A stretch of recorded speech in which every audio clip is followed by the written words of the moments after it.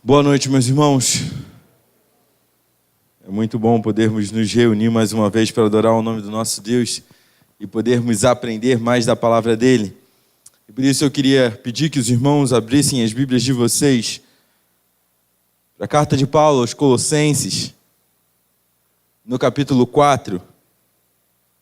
E nós veremos nessa noite, do versículo 7 ao versículo 18, já encerrando o nosso tempo com a carta de Colossenses, aqui nos momentos que nós temos tido nas quartas-feiras. Capítulo 4, da carta de Paulo aos Colossenses, dos versículos 7 a 18.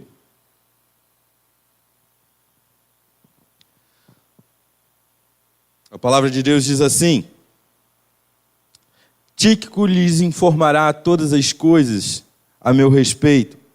Ele é um irmão amado, ministro fiel e cooperador do serviço do Senhor.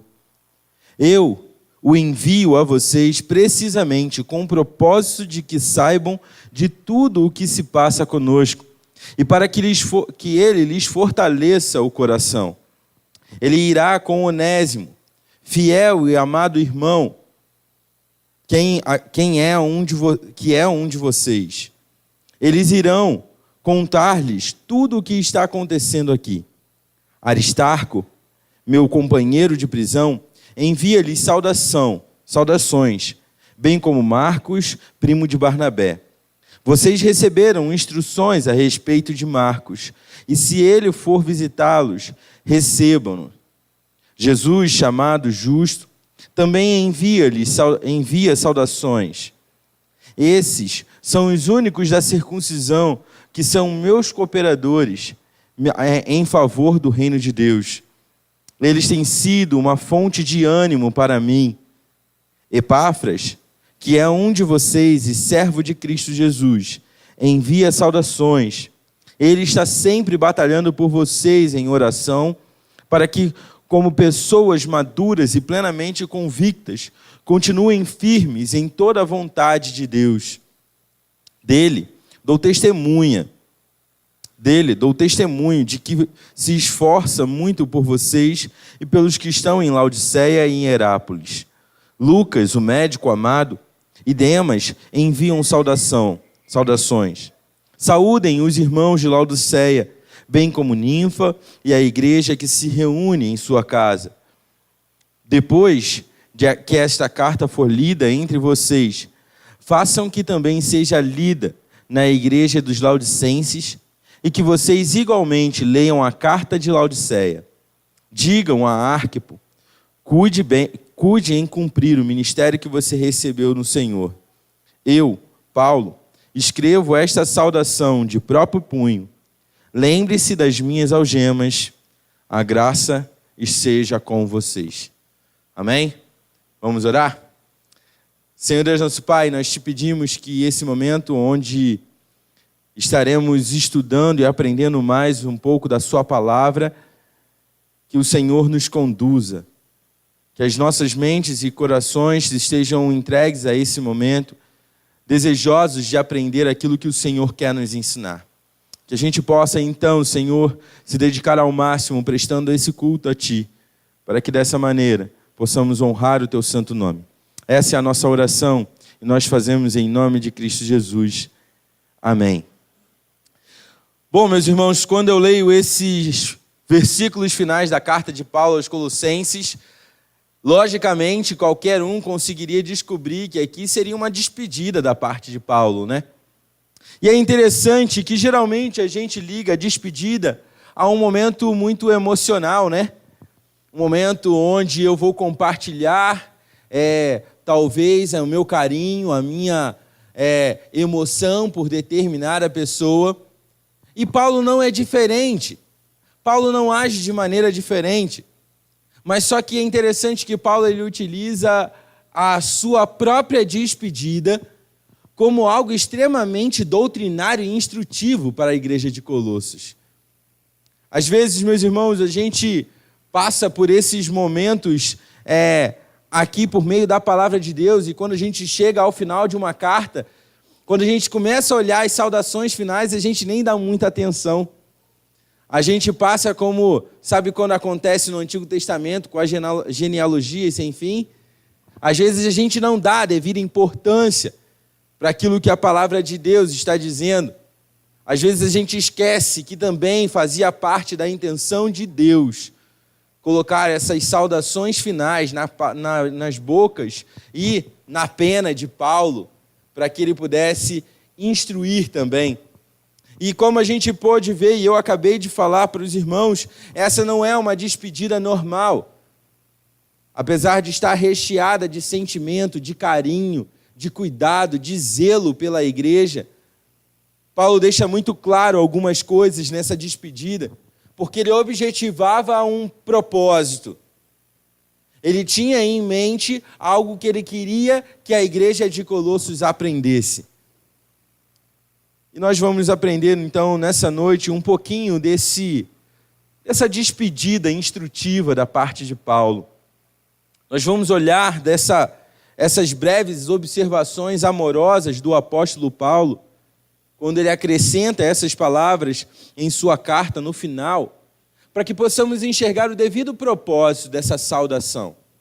Por que Paulo está fazendo isso e por que ele está fazendo questão de relatar essas pessoas, esses ministérios mencionados, e como isso ajudaria, então, a igreja de Colosso a viver de uma vida correta diante de Deus.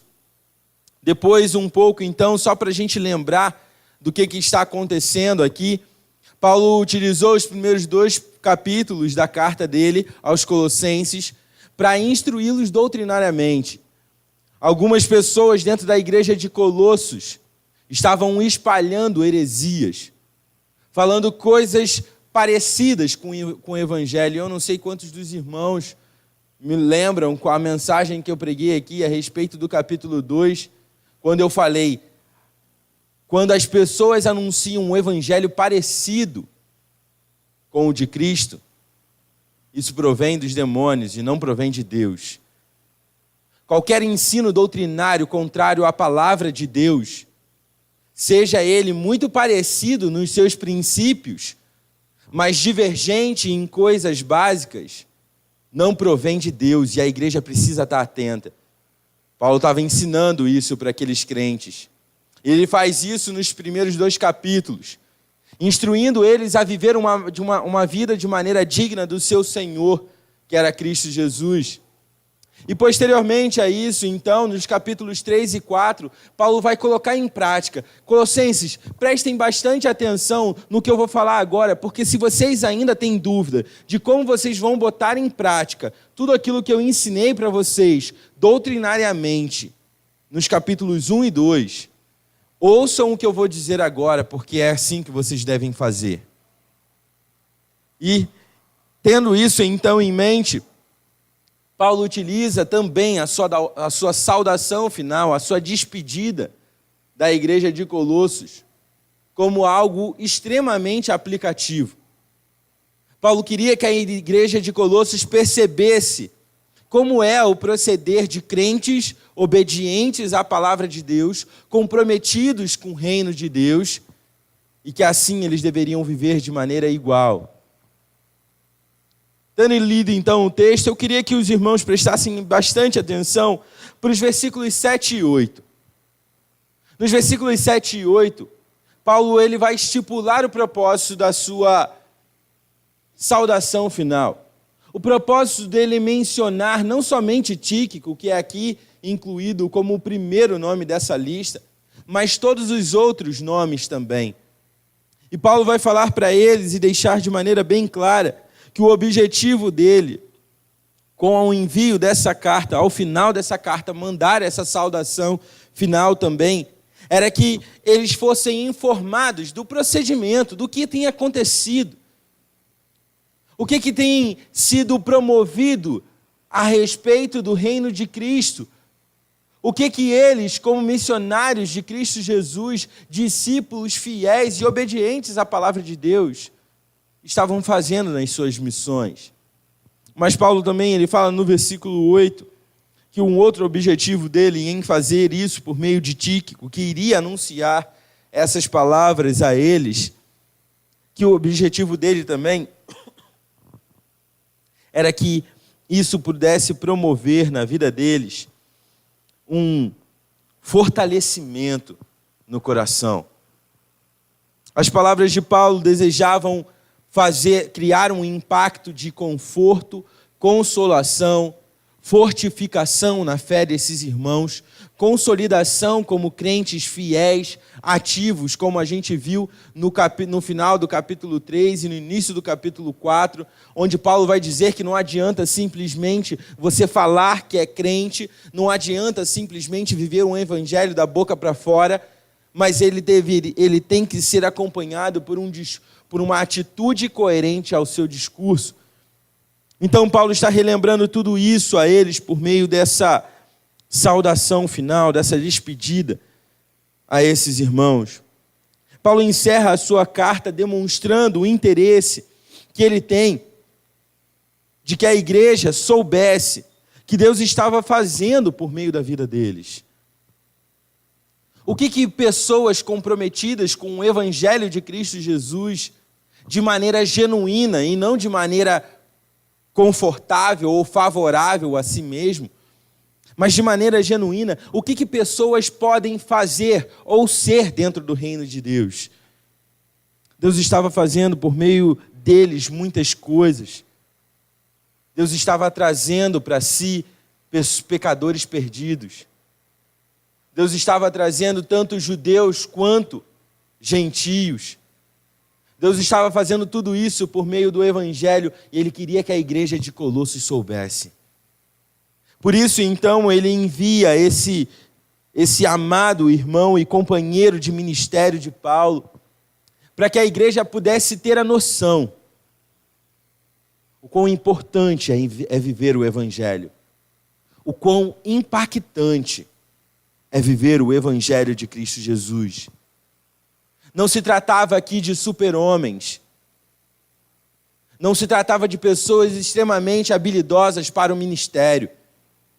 Não se tratava de super-heróis da fé.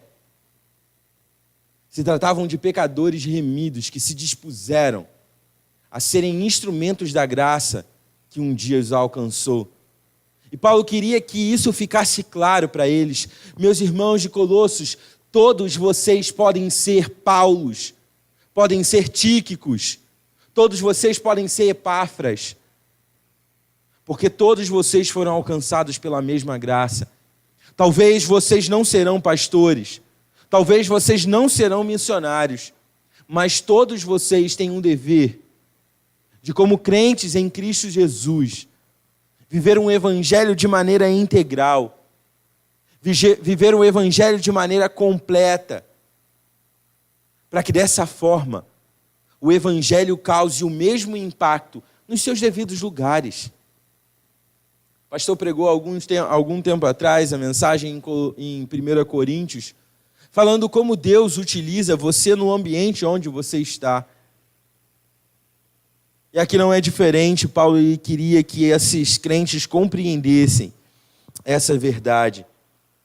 Esses homens não tinham nada de especial em si mesmos. Eram apenas homens comuns que decidiram que iriam se submeter à vontade desse Deus soberano. E que assim, então, são utilizados na mão desse Deus soberano para a glória dele próprio, com a finalidade de levar o evangelho a outras pessoas. Tendo em vista, então, isso e a abertura da sua despedida instrutiva, Paulo ele continua nos versículos posteriores mencionando outras pessoas. Ele não menciona simplesmente Tíquico. Paulo queria que eles se tornassem, que eles tomassem conhecimento de que tudo o que passava com eles, e também que por meio disso, eles fossem fortalecidos nos seus corações, como a gente viu nos versículos 7 e 8. Tendo isso em mente, Paulo começa a expressar então sua gratidão a Deus. Porque era Deus quem estava fazendo esse ministério acontecer. Era Deus que estava levantando pessoas para serem cooperadores e auxiliarem Paulo no ministério. Esses crentes comuns que eu mencionei anteriormente foram levantados pelo próprio Deus, com o objetivo de que o evangelho fosse anunciado. É interessante perceber então, nessas palavras de louvor a Deus, onde ele menciona e exalta as pessoas que ajudaram, é interessante perceber como o apóstolo Paulo ele é preciso em suas últimas saudações. Como a gente já falou de Tíquico, Tíquico era uma pessoa que Paulo mesmo o identifica como ministro fiel. Então a gente vai ver agora algumas características de crentes, pessoas piedosas, que exerceram o seu ministério da forma como Deus havia direcionado eles. Tíquico era um ministro, possivelmente alguém que estava auxiliando não somente nas viagens missionárias de Paulo, mas em outros momentos também anunciando o evangelho. Tíquico é aquele que é mencionado em Atos e em 1 Coríntios como sendo a pessoa que o acompanhou Paulo no envio das ofertas da igreja gentia à igreja de Jerusalém. Esse homem era um homem que não era, como eu falei anteriormente, não era um super-homem, mas era um homem piedoso, temente a Deus, e por isso era reconhecido como alguém responsável, um líder da igreja primitiva. E Paulo, então, faz questão de colocá-lo junto com ele, para que as pessoas pudessem compreender que não havia diferença. Paulo não era um semideus. A igreja não deveria endeusar Paulo.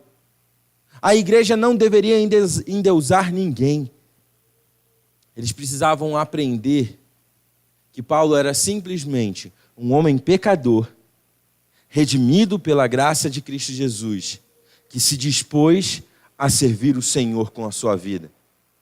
Da mesma forma, Tíquico se coloca à disposição desse Deus. Continuando os versículos, Paulo depois vai mencionar no versículo 9, um homem muito importante. E é interessante o fato de Paulo querer fazer questão de mencionar Onésimo aqui. Onésimo é mencionado no versículo 9, como o irmão fiel e amado por Paulo. E Onésimo, meus irmãos, eu não sei quantos de vocês lembram, é o mesmo Onésimo que é mencionado na carta de Paulo a Filemão. Esse homem era um escravo que se rebelou contra o seu senhor, que era Filemão. E diante disso, então, ele fugiu. Mas nessa fuga de Onésimo, ele se encontra com Paulo preso em Roma. E lá ele ouve do Evangelho de Cristo Jesus. E ouvindo do Evangelho de Cristo Jesus, ele se arrepende, é convertido pelo Senhor, a perceber que ele estava de maneira errada. Então Paulo agora envia esse escravo fugitivo, que fez tanto mal para o seu Senhor, e ele identifica ele como um amado irmão.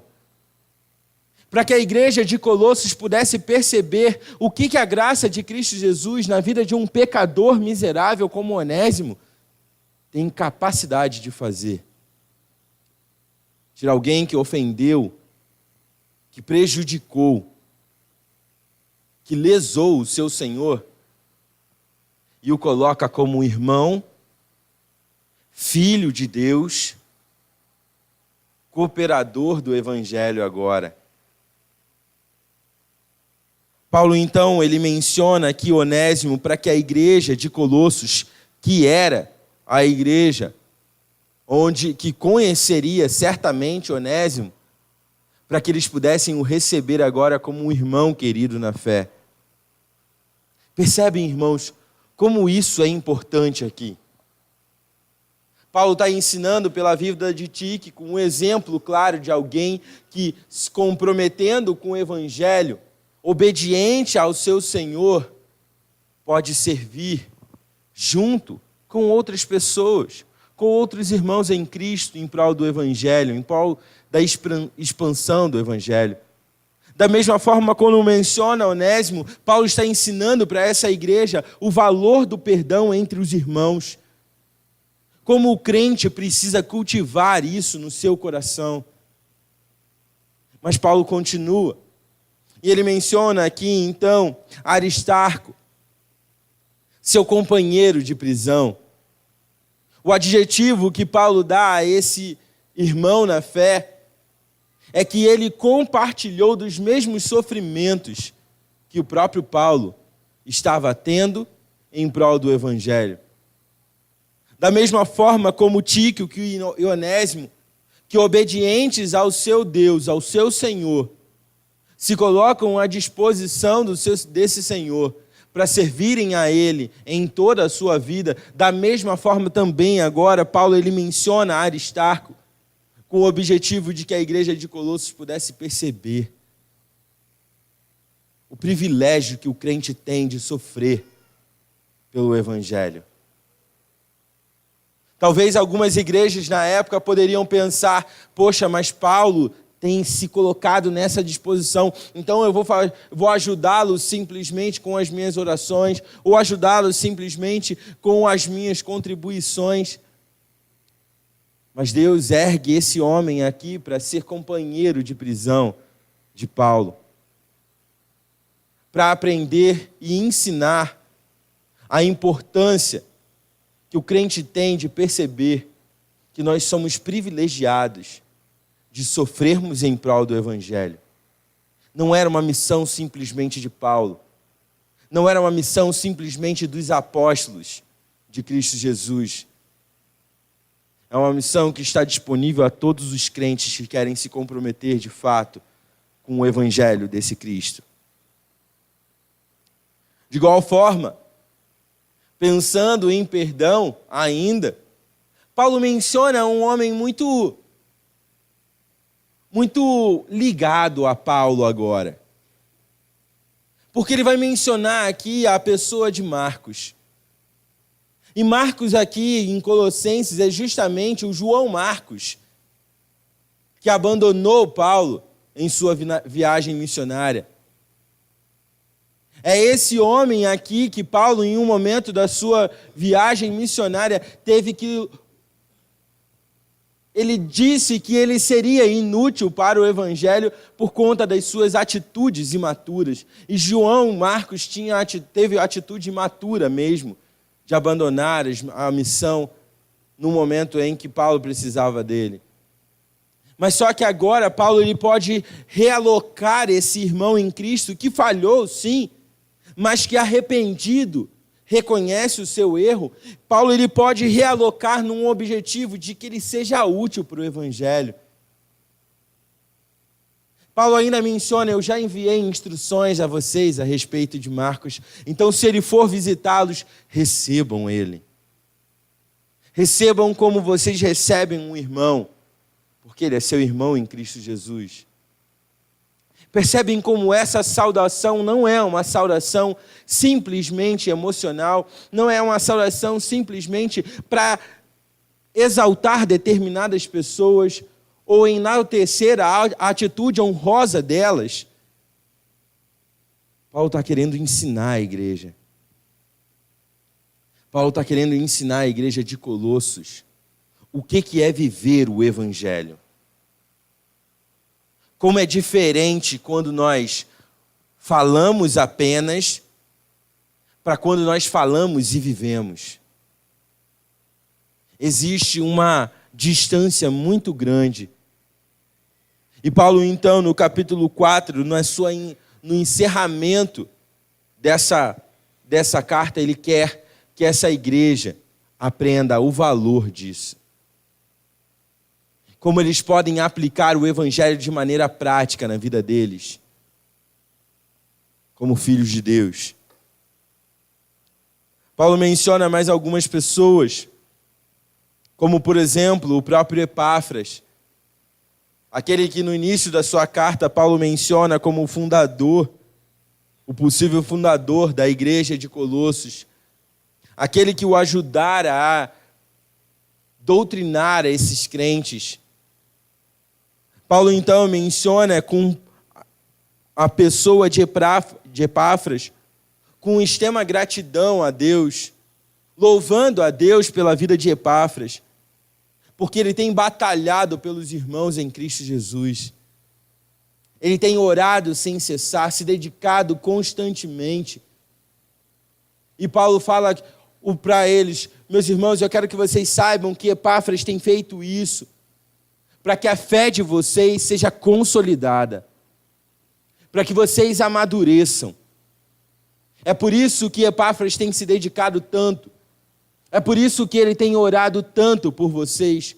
É por isso que ele pensa sobre vocês todos os dias. É por isso que ele luta por vocês todos os dias. Façam a mesma coisa uns com os outros. Todos nós somos irmãos em Cristo. A missão de agir assim não é somente de Epáfras. Todos vocês, crentes em Cristo Jesus, se desejam se comprometer de fato com esse evangelho da salvação, que traz graça ao perdido, que faz do rebelde um filho, se vocês querem ser participantes disso, façam como Epáfras. Vivam lutando uns pelos outros, para que vocês possam ajudar cada um de vocês, que o seu irmão se consolide cada vez mais na fé. Se preocupe, orem uns pelos outros. Paulo acabou de falar sobre oração nos versículos de 1 a 7, 1 a 6. Paulo acabou de falar sobre a importância da oração. E ele está enaltecendo aqui justamente a atitude de Epáfras de se dedicar a uma vida de oração por esses irmãos, porque ele sabia que esses crentes de Colossos, e não somente de Colossos, por todos os seus irmãos em Cristo Jesus, espalhado pela Ásia e por toda Roma, que eles precisavam das suas orações. Epáfras entendia isso. E Epáfras, então, cumpria com o seu chamado de lutar todos os dias pelos seus irmãos em Cristo Jesus. Por último, então, ele cita Lucas e Demas. E ele vai falar sobre Lucas, esse detalhe simples, né? Como um médico amado, mas que nós vemos outras vezes sendo mencionado por Paulo através dos livros do Novo Testamento, como um dos seus cooperadores no Evangelho. Lucas também se dedicou, tendo conhecido a Cristo Jesus, dedicou a sua vida para viver para esse Senhor. É esse Lucas que escreve o livro de Atos, é esse Lucas que escreve o Evangelho a respeito de Cristo Jesus. E é esse Lucas que está auxiliando Paulo em seu ministério. Demas também é mencionado aqui. E, infelizmente, Demas é justamente o próprio que Paulo menciona posteriormente como tendo naufragado na fé. Mas aqui ele menciona com gratidão a Deus pelo fato de Demas, até então, ter se disposto a viver uma vida comprometida com esse Cristo Jesus que o salvou. Meus irmãos, fechando a sua despedida, Paulo ele dá as últimas instruções para essa igreja, nos versículos 16 a 18. E ele vai falar para aquela igreja: depois que esta carta for lida entre vocês, não fiquem somente com vocês. Leiam também em Laodiceia, leiam em Hierápolis, leiam nas cidades próximas, Éfeso seria uma. Façam isso, porque essa é a obrigação de todo crente. As coisas que eu tenho escrito para vocês nessa carta não é algo que somente a igreja de Colossos precisa saber. mas é que todo crente precisa viver. Paulo ele fala sobre Arquipo no final, para que ele possa cumprir com o seu chamado. E ele encerra autenticando essa carta, dizendo para aqueles irmãos que essa saudação foi de próprio punho que ele escreveu. Ele escreveu com o objetivo de mencionar especificamente essas pessoas aqui, para que eles pudessem, os colossenses pudessem, compreender a importância de viver o Evangelho de maneira plena. Por último, Paulo fala para eles: lembrem-se das minhas algemas. Paulo ele não encerra aqui dando uma de coitadinho. Paulo não está falando aqui para eles: olha como minha vida é sofrida, colossenses. Sejam mais generosos comigo. Paulo está falando aqui para eles se lembrarem das algemas dele, com o intuito de que a igreja de Colossos pudesse glorificar a Deus. Porque se Paulo estava preso, era pela vontade de Deus que ele estava preso. Porque assim ele estava cumprindo com o seu ministério. Então, Colossenses, lembrem-se das minhas algemas. Porque isso é fruto de uma vida de alguém que se dispôs a viver o Evangelho de maneira prática em sua própria vida. Paulo fala algo muito parecido em 1 Coríntios, quando ele chama aqueles crentes a serem imitadores dele. Da mesma forma, Paulo está falando para eles: imitem nas minhas atitudes, porque eu tenho dedicado a minha vida a viver de maneira que agrade a Deus. Façam isso também vocês. Vocês não precisam ser presos para se identificarem comigo. Vocês não precisam serem mortos para se identificarem comigo. Vocês precisam viver o Evangelho. Porque assim, vocês não se identificam somente com Paulo, vocês se identificam com o Salvador de vocês. Paulo queria, então, que essa igreja compreendesse o valor de viver uma vida de maneira completa, entregue a esse Deus. Por último, nós vemos a frase que pode ter originado a frase dos Star Wars, né? Que eles falam: a força esteja com você. Paulo então fala: a graça seja com vocês, que é muito mais poderosa do que a força.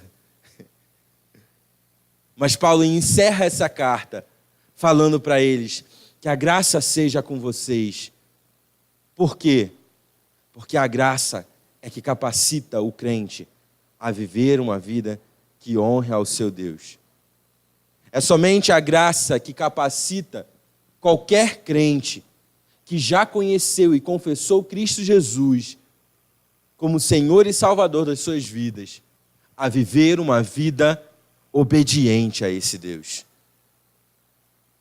Paulo então encerra da melhor forma possível, trazendo tranquilidade ao coração deles, não banalizando, mas trazendo tranquilidade. Fiquem tranquilos que vocês, por vocês mesmos, não são capazes de cumprir com isso. Por isso eu saúdo vocês. Por isso eu desejo que vocês vivam pela graça do nosso Senhor e Salvador Jesus Cristo. Pois ela irá capacitar cada um de vocês a viver essa vida nesse padrão. Nada menos do que isso é aceitável diante de Deus. Quando nós anunciamos o Evangelho verdadeiro e quando nós ressaltamos o padrão estipulado por Cristo Jesus, muitas pessoas podem chegar até a gente e falar: mas poxa, isso aí é um padrão muito alto. E de fato, é um padrão não somente alto, ele é inalcançável para um homem que não conhece a graça de Cristo Jesus. Mas para aqueles que conhecem a graça de Cristo Jesus, que já experimentaram dela, eu não tenho dúvida de que é ela mesmo que nos capacita a viver uma vida para o nosso Deus, dedicada completamente. É um padrão alto? É. Inalcançável aos homens? Sim. Mas Cristo Jesus morreu por cada um de nós, assim como ele morreu por aqueles crentes que Paulo estava escrevendo essa carta. E o objetivo era que todos nós, tanto os colossenses quanto os guaçuanos, vivessem e experimentassem o poder dessa graça. Por isso, então, Paulo ele encerra com essa despedida extremamente instrutiva, porque ele visava que esses crentes de Colossos aprendessem a viver uma vida centrada em Cristo Jesus, pois assim eles viveriam para a glória de Deus. Meus irmãos, quando nós olhamos para esses momentos e para essas pessoas mencionadas aqui, nós podemos enxergar mudanças surpreendentes na vida deles. Mas uma coisa que nós não podemos esquecer é que eles não eram semideuses. Eles eram pecadores como eu e você, que tendo sido alcançados pela graça, se comprometeram, se dispuseram a obedecer à vontade de Deus. Os servos infiéis chegam a ser chamados de irmãos amados e fiéis. Alguns que tinham praticado o mal são colocados aqui como colaboradores do bem, colaboradores do ministério de Cristo Jesus. Da mesma forma que o apóstolo Paulo queria ensinar os colossenses, ele queria ensinar também, por meio disso, a cada um de nós, que fomos alcançados por essa graça, a viver uma vida de prática daquilo que nós aprendemos. Nós cantamos com muita facilidade a respeito da graça de Cristo Jesus. E quando vemos as dificuldades e quando vemos os desafios de vivermos essa graça na nossa vida diária, quando somos chamados a ter uma resposta de um cristão comprometido com o seu Deus, nós esquecemos que é a graça que nos capacita a isso. Muitas vezes nós falamos para nós mesmos: mas Paulo, isso aqui é muito difícil de fazer. E é difícil. Não só difícil. Se você quiser fazer pelas suas próprias forças, é impossível. Mas nós temos a graça. E a graça nos capacita. Precisamos então entender a importância, irmãos, do viver o Evangelho de maneira completa. Não somente um discurso bonito na nossa boca, mas atitudes práticas que impactam todas as áreas da nossa vida. Precisamos entender também os impactos causados por aqueles que se dispõem a ser instrumentos de Deus. Eu creio que os irmãos querem ser instrumentos na mão desse Deus poderoso. E eu sei que os irmãos têm se dedicado a isso. E por isso eu falo a vocês, nunca se esqueçam que aquilo que nos capacita a viver como instrumentos desse Deus poderoso é a graça. É a graça que impacta a vida de outras pessoas. Não é o seu discurso, não é o seu legalismo, não é a sua vida de aparência, mas é viver submetido à graça do nosso Senhor e Salvador, Cristo Jesus. Amém? Vamos nos colocar de pé e vamos orar, irmãos? Pedindo que o nosso Deus continue nos auxiliando a vivermos debaixo dessa poderosa graça, sendo instrumentos nas suas mãos. Oremos. Senhor Deus, nosso Pai, nós te louvamos e te bendizemos, Pai, porque o Senhor é esse Deus grandioso, glorioso e misericordioso, Pai. Ao mesmo tempo que o Senhor ressalta a nossa incapacidade de sermos fiéis a Ti, o Senhor carinhosamente, cuidadosamente, nos lembra de olharmos para a Tua graça e enxergarmos que, de fato, somos incapazes, somos pecadores e infalíveis e falíveis se estivermos sem o Senhor. Mas se estivermos dependentes da Tua graça, do Teu poder, Pai, nós cremos plenamente que o Senhor tem o poder e nos dá o privilégio de sermos usados como instrumentos nas Tuas mãos. Pai, queremos viver essa vida de um cristão genuíno, que se compromete com viver uma vida para a honra e glória do Teu nome, que não faz isso por interesse, que não faz isso com o objetivo de se engrandecer, mas que faz isso por meio de um motivo genuíno e sincero, que é dar toda a honra e toda a glória a Ti. Por isso, Pai, nós queremos colocar diante de Ti, Senhor, as nossas vidas, para que o Senhor continue nos capacitando a viver uma vida para a honra e glória do Teu nome, evidenciando esse Evangelho de Cristo Jesus, que é maravilhoso, poderoso para salvar a vida de pecadores, que um dia éramos nós. Senhor, nos ajude a viver essa vida, nos capacite, nos dê força, revigora a nossa força nos momentos de dificuldade, Pai, para que possamos em tudo honrar o Senhor. Essa é a minha oração, Pai. Eu a faço em nome de Cristo Jesus. Amém. Meus irmãos, agora nós vamos nos separar em grupos para estarmos orando uns pelos outros. Já colocar desde já em prática aquilo que temos aprendido. Então podem ter o seu momento de oração.